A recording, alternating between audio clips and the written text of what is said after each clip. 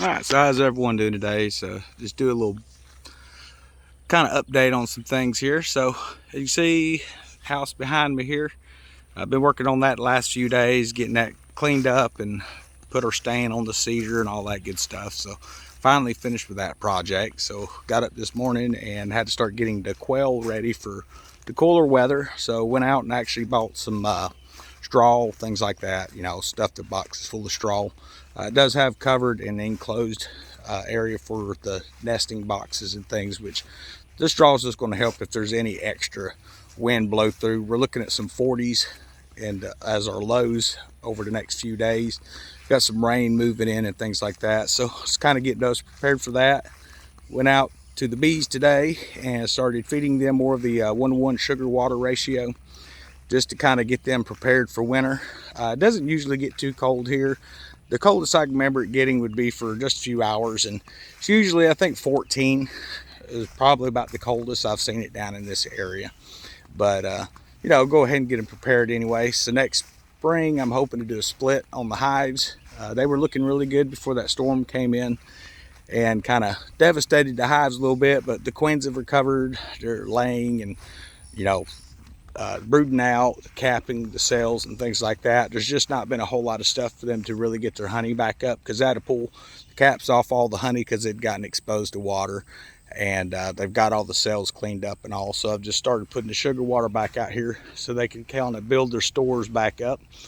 They're looking pretty healthy as far as I can tell. Went ahead and got my varroa mite treatments put in. I did that a couple weeks ago. You want to make sure that you harvest any honey you're going to harvest before you do that, because of the type of stuff that is in that treatment to get rid of them varroa mites. And then got my hive beetle traps put in about 2 or 3 weeks ago. Just been keeping them baited. I haven't seen a lot of hive beetles, maybe 2 or 3. So there's a few out there, but there's not a whole lot. Put entrance reducers in on the beehives. What that does is that just keeps the robber bees and things like that from actually going in and stealing what honey they have in, because these bees that are, you know, out here naturally, could be yellow jackets, things like that, you know, they get short on their stores, and if they got an open hive to get into, they'll just go in and raid it real quick. So you put your entrance reducers in. What that does is you have guard bees. It gives them a little bit narrower entrance for bees to actually come in and trying to grab the honey and things like that. So it gives them a little bit of a fighting chance on that. I think we're pretty much ready for the cooler weather and the rain that's coming in, things like that. Just one thing is kind of just touching base on this video, kind of give updates on what we're doing. I didn't do a lot of videos actually working in the hives. I've got a lot of videos on that, so definitely get in there and check. There's actually some little library tabs if you look under the videos and stuff for honeybees and quail and things like that, so if you've got questions about it. Now if you're in the northern states, I would definitely recommend that you go and you check out online. You know, there's a lot of great resources. I don't have the same winterizing type of deal that you're going to have up in the northern states, because it gets cold there for, you know, 4 or 5 months out of the year. You're going to get a lot of snow and things, so there's actually certain ways that you got to cover your hives, but have where your bees can actually still get in and out, you know, when they need to. So you got to kind of keep an eye on a lot of that. I don't really have to put water out here for much for the bees, because we do have a creek that runs back in these woods behind me.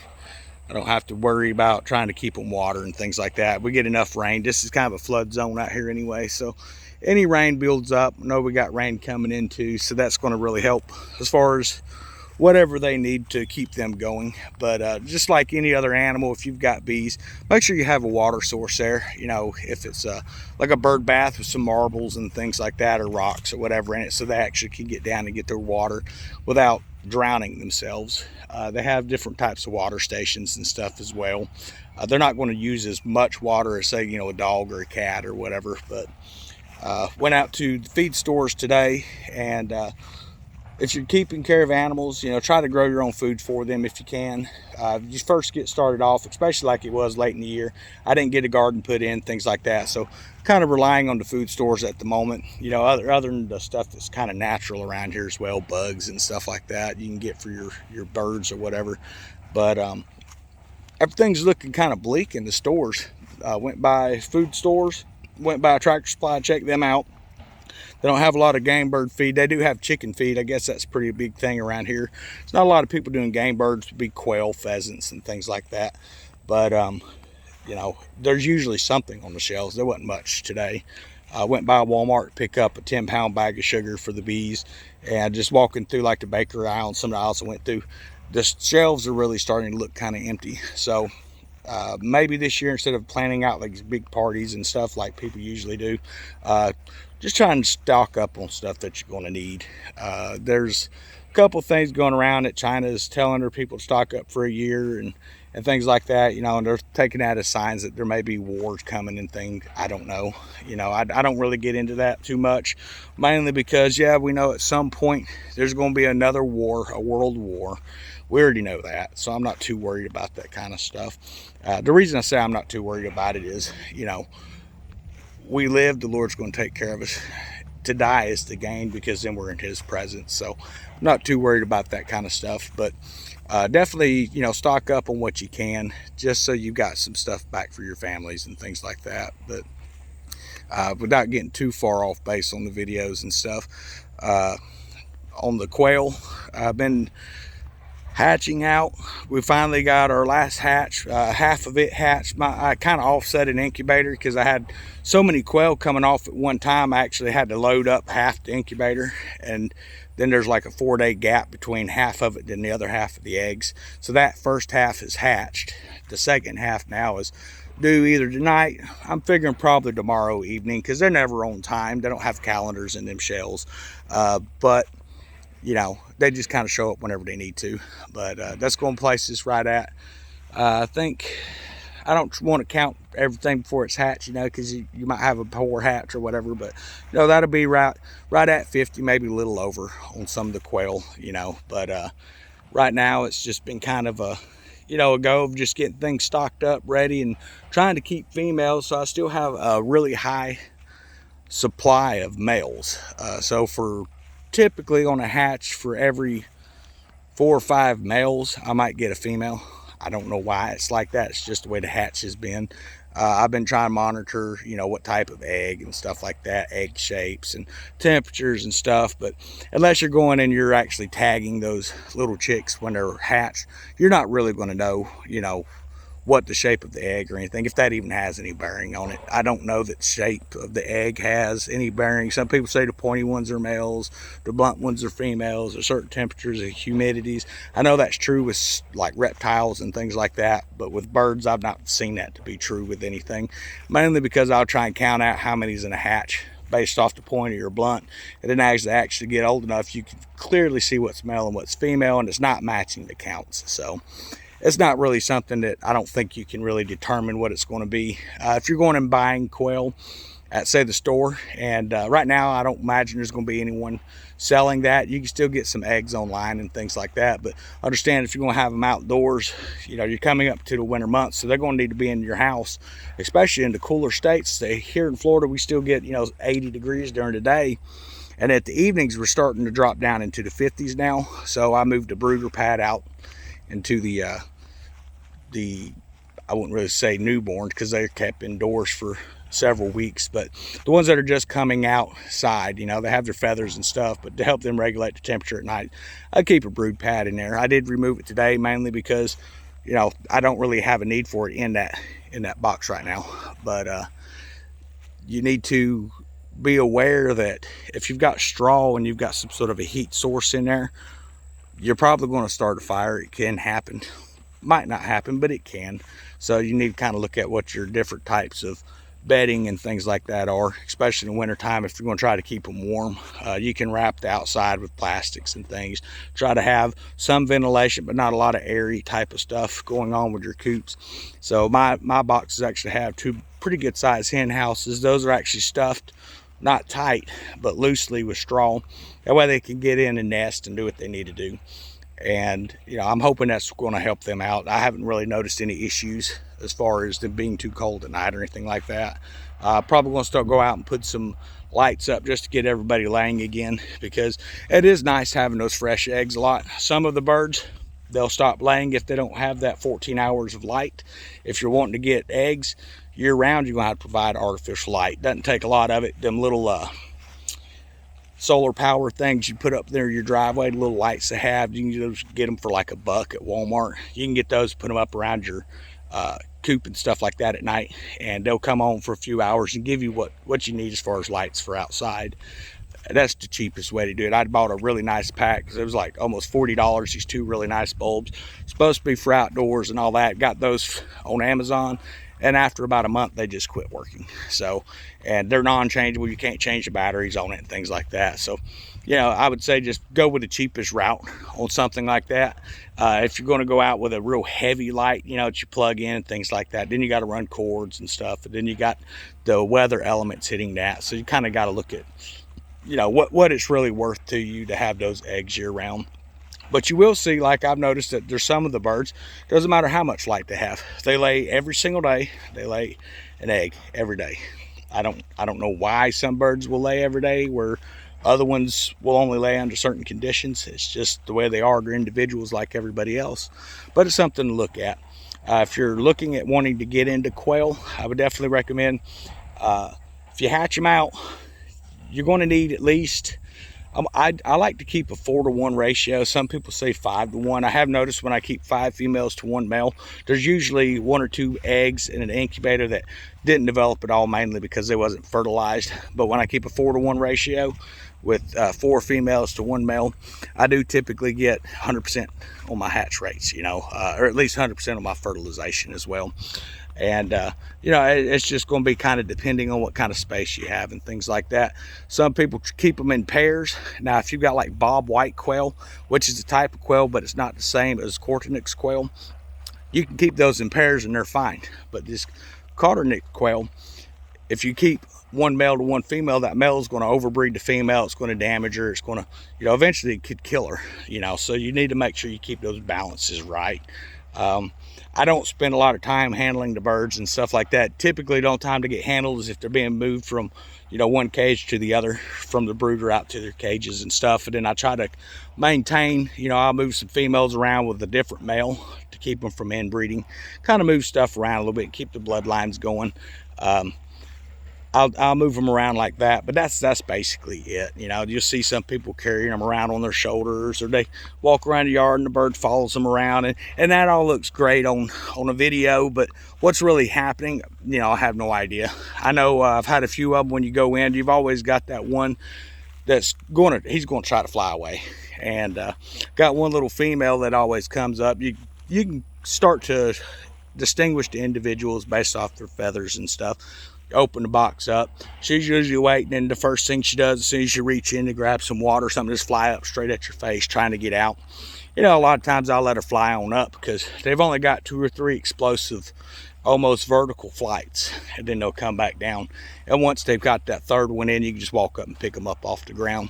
So it gives them a little bit of time to move around out there if they want to, but I try not to let them out of the cage too much.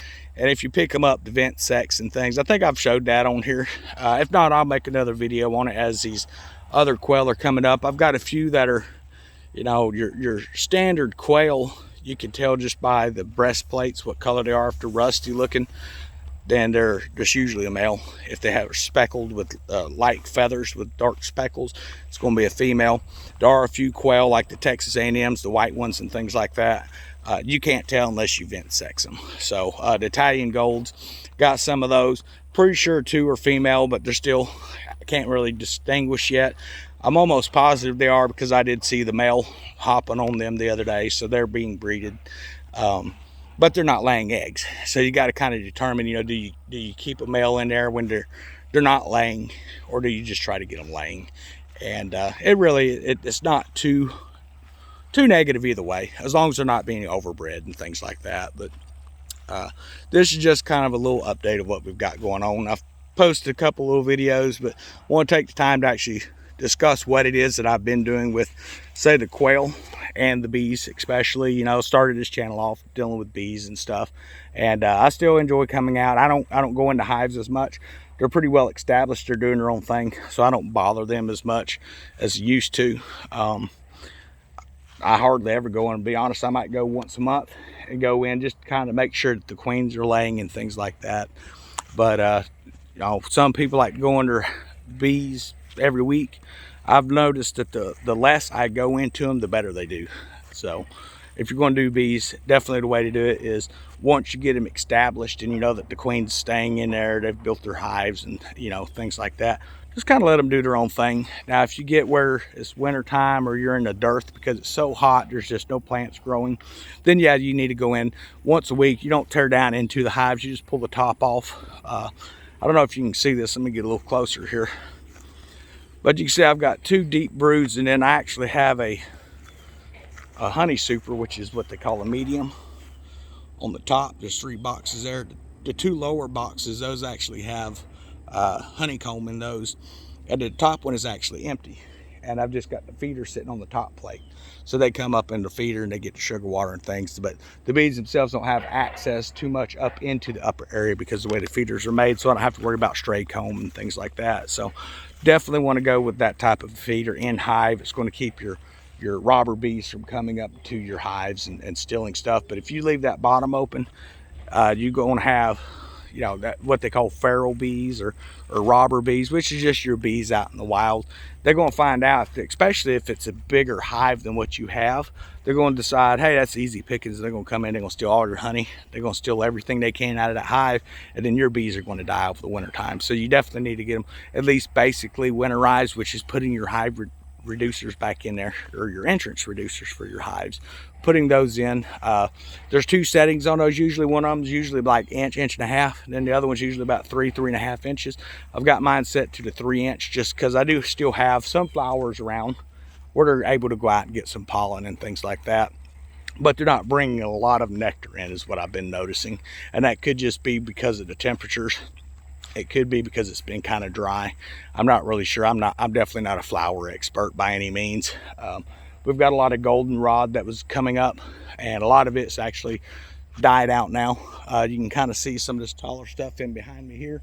A lot of this was actually goldenrod, which is just has these real like bristly yellow flowers, and they were all over this stuff just a few weeks ago, but it's all dying out now. We got some of the lower growth coming in now. We got some of these little flowers here. I don't know if you can see this or not. Let's see. Yeah, I don't know what those are, but that's starting to sprout up, so that's going to be something for them to draw in. But there again, it's not a lot, so definitely wanted to make sure that they make it through the winter. So started to sugar water back up. As far as I know, there's only one other person on that follows this channel, Lisa K, who's keeping bees right now. Sounds like she's been doing really good with it. If I remember correctly, you live up in a northern state. I'm sure y'all were getting colder, so if you haven't already put your entrance reducers in, I would recommend doing that. Check your honey stores. You want to have at least 1 box that's full of honey. That's going to get them through, especially if you have long winters. The longer your winter, I double brood down here, which means 2 of your deep boxes. Down here you really only need 1, and as long as they have 4 frames of honey, usually the inner frames will have their eggs and things like that in it. The outer frames, 2 on the outside on the left, 2 on the outside on the right, usually have just honey in it. If you're set up like that and you're down here in Florida, you're probably good for the winter. But up in your northern states, you want to have at least 1 box that's full of honey, and then that extra store with the 4 frames down below. I would highly recommend making sure you have that. If you don't, then it's time to start getting the sugar water back out and giving it to your bees. Otherwise, they're probably not going to make it through the winter, because quite frankly, there's just not going to be a whole lot of stuff growing when the temperatures go down. You start getting that snowfall. But anyway, so that's just kind of where we're at now. I hope everyone enjoys the video. We'll try to do some live streams here in the next few days. I've just been really busy right now. I've still got a porch to do on this house as soon as pressure washer gets here. And I'm going to pressure wash that and then go through it. I'm going to use just some water sealer on it. The house itself, we did a lot of standing with that. It was a job, I'm not going to lie. By the time you get everything washed off, bleached and washed off, and then you got to come back in and rough your wood up, and then cut in around your windows and door frames, and then get your sprayer out and spray that oil. You know, it wasn't too bad, but it is a lot of work. But it lasts 7 years, the stuff went with this time. So I don't think my aunt's going to have to worry about that. Just trying to help her out with, what she's got. She's getting older and things like that. And, try to help family out. Family, that's all you've really got in the world today. So help them out if you can, you know. But everybody have a great weekend.